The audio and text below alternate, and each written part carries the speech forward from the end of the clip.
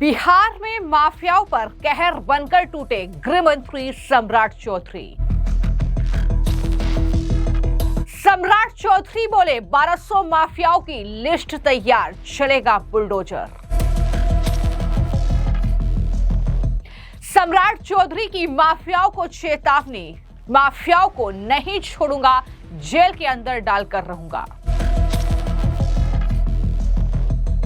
बिहार में गृह मंत्री की कुर्सी पर बैठते ही सम्राट चौधरी ने माफिया सिंडिकेट की कमर तोड़ने की पूरी तैयारी कर ली है। गृह मंत्री सम्राट चौधरी ने खुले मंच से यह ऐलान कर दिया है कि बिहार में 3 तरह के माफिया बिल्कुल नहीं बख्शे जाएंगे, जिसमें जमीन माफिया हो, शराब माफिया हो या फिर बालू माफिया, उनकी शामत आने वाली है। दरअसल डिप्टी सीएम सम्राट चौधरी, जो कि गृह मंत्री की कुर्सी पर भी बिहार में बैठ चुके हैं, उन्होंने कहा कि सीसीटीवी कैमरा हम लगाएंगे, पूरी व्यवस्था को खड़ा करना है और जो अपराधी है 3 तरह के माफिया को किसी भी हालत में नहीं छोड़ा जाएगा, चाहे वो जमीन माफिया हो, शराब माफिया हो या बालू माफिया हो, सबको चिन्हित करने का काम किया जाएगा। अभी तक 400 लोगों को चिन्हित किया गया है, अभी 1200 लोगों की लिस्ट बनाई गई है। इन तमाम लोगों को कोर्ट से आदेश लेकर इनको भी ध्वस्त करूंगा, ये बड़ी बातें सम्राट चौधरी ने कही और कहा कि उनको जेल के अंदर डालकर रहूंगा। ये तमाम तरीके से स्पष्ट हैं सम्राट चौधरी की किस तरीके से कानून व्यवस्था को बिहार में बेहतर करना है, किस तरीके से माफिया राज जो चल रहा है उसका अंत करना है, अपराध को कम करना है, महिलाओं की सुरक्षा एक बड़ा मुद्दा है। इसको लेकर लगातार सम्राट चौधरी फुल एक्शन मोड में नजर आ रहे हैं। दरअसल पटना के कुम्हरार विधानसभा क्षेत्र में एक जनसभा को संबोधित करते हुए उन्होंने ये बातें कही और जनता को भरोसा दिलाया कि कानून व्यवस्था को बेहतर करने के लिए जो भी महत्वपूर्ण कदम उठाए जा सकते हैं वो कदम उठाए जाएंगे। हम देख रहे हैं कि जैसे ही ये ऐलान हुआ कि गृह मंत्री जो है वो सम्राट चौधरी बन रहे हैं, गृह विभाग की जिम्मेदारी उन्हें बिहार में मिल रही है, वैसे ही एक्शन की शुरुआत बिहार में हो गई।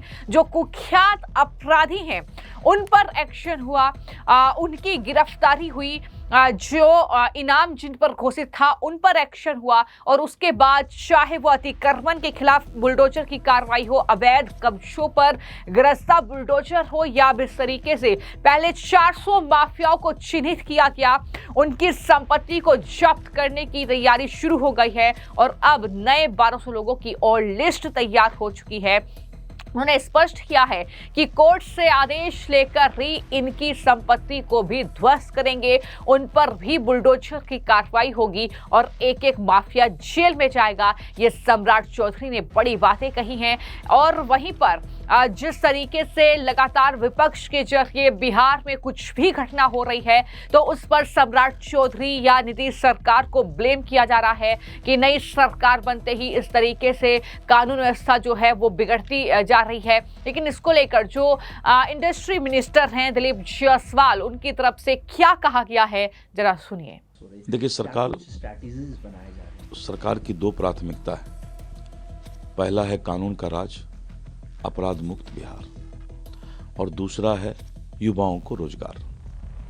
और युवाओं को रोजगार हम तभी दे सकते हैं जब उद्योग और उद्योग विभाग को जो है सही तरीके से लोगों के लिए रोजगार का मुहैया कराने का एक साधन बनाए। और इसी क्रम में उद्योग विभाग में मैंने कल समीक्षा किया और जितने भी प्रस्ताव निवेशक के आए उन निवेशकों को तुरंत जो है सिंगल विंडो सिस्टम से बियाडा जमीन उपलब्ध कराने के लिए प्रक्रियारत है। और जो करीब 1300 एकड़ का हमारा एक इंडस्ट्रियल एरिया गया में बना है, उसके इंफ्रास्ट्रक्चर को हम डेवलप करेंगे और जितने आवेदन निवेशक के आए हैं उनको जमीन अलॉटमेंट तुरंत करें, जिससे कि आगे का जो है हमारा उद्योग लगाने का कार्य तेजी में हो सके। तो आपने बिहार बीजेपी के जो नेता हैं, मंत्री हैं दिलीप जायसवाल, उनको सुना, जो साफ तौर पर ये कह रहे हैं कि उनकी प्राथमिकता है कि वो कानून व्यवस्था को बेहतर करे और साथ ही इंडस्ट्री मिनिस्टर के तौर पर वो किस तरीके से व्यापार जो है, उद्योग जो है वो बढ़ा सकते हैं, इसको लेकर भी उन्होंने बातें स्पष्ट की। लेकिन इसी के साथ जेडीयू के नेता नीरज कुमार ने जो हाल ही में पूरा घटनाक्रम बिहार में हुआ, जिसको लेकर ब्लेम गेम चल रहा है, उस पर भी अपनी राय दी और कहा कि कोर्ट इस मामले में न्याय करेगी, पुलिस ने एक्शन लिया है। क्या कहा है, सुनिए। देखिए, सीवान की घटना के बारे में मुझे अद्यतन जानकारी नहीं है, लेकिन कार्रवाई हुई होगी इतना हम दावा के साथ कर सकते हैं। लखीसराय की जो घटना हुई, जो ही जानकारी मिली तो पुलिस अधीक्षक लखीसराय से हमने जांच किया। आर्मर डिपार्टमेंट होता है पुलिस के अंदर, उसने जांच किया। जांच करने के बाद 2 व्यक्ति को चिन्हित किया, 2 व्यक्ति को लाया गया और जांच में यह स्पष्ट हुआ कि वो आतिशबाजी के लिए जो इस्तेमाल होता है उसका इस्तेमाल हुआ था। और 2 लोगों से यह पूछताछ के क्रम में यह भी स्पष्ट हुआ कि इन लोगों का परंपरागत यह पेशा है। तो ये स्वाभाविक रूप से भाई ये आतिशबाजी तो हर्ष फायरिंग के श्रेणी में नहीं आता है। अब जो लोग हर्ष फायरिंग की बात कर रहे हैं उनको साक्ष्य उपलब्ध कराना चाहिए। अब तो ये न्यायिक मामला है, न्यायिक क्षेत्र का मामला है, न्यायिक पालिका इन विषयों पर अपना विचार करे। तो कुल मिलाकर बिहार में जो है एक बार फिर से मुख्यमंत्री भले ही नीतीश कुमार बने हों, लेकिन जो अब तक गृह विभाग उनके पास रहता था वो अब सम्राट चौधरी के पास जा चुका है।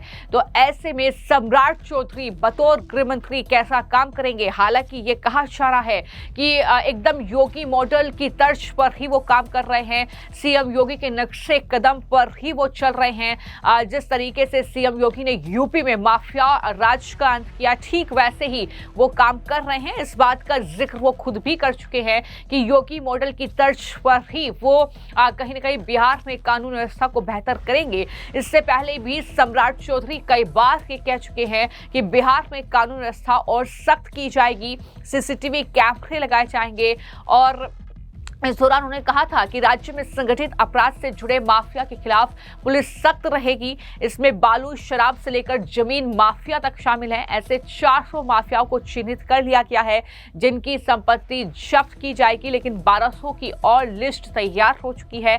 इसके अलावा सोशल मीडिया पर गाली गलौज अब बर्दाश्त नहीं होगी।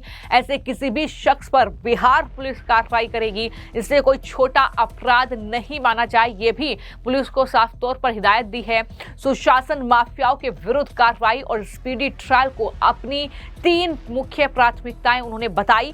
जेल के अंदर से होने वाले अपराधों को लेकर भी सरकार गंभीर है। जेल में कैदियों के खाने को लेकर बेहतर सरकारी व्यवस्था हो, ऐसे में बाहर से खाना ले जाने पर रोक लगेगी। ये तमाम चीजों का जो उल्लेख है वो सम्राट चौधरी की तरफ से हाल ही में किया गया था, लेकिन उसके बाद हम देख रहे हैं कि लगातार ये बुलडोजर की कार्रवाई चल रही है। लगातार माफियाओं को चिन्हित करने का काम हो रहा है और कब तक बिहार में माफिया राज को खत्म कर पाएंगे सम्राट चौधरी, ये आने वाले वक्त में देखना होगा। फिलहाल आपकी इस मामले को लेकर क्या राय है, हमें कमेंट बॉक्स में जरूर लिखें।